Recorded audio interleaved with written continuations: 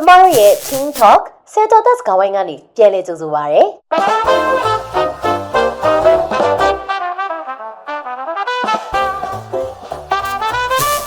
။မိုင်းရဲ့ STD ဆိုတာဘာလဲလူငယ်တွေဘာကြောင့်စိုးရိမ်တင်တာလဲ ဟုတ်ကဲ့ STD Sexually Transmitted Diseases ဆိုတာက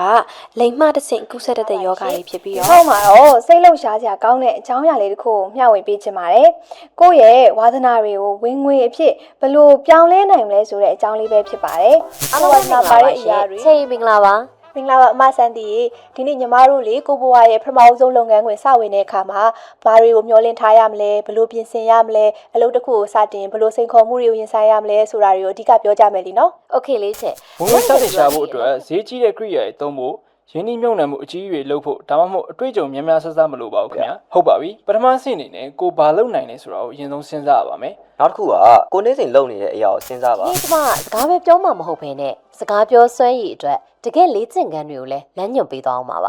အတန်ကြည်ကြည်လေးပြောဖို့အစင်းနဲ့ပြင်ထားပြီနော်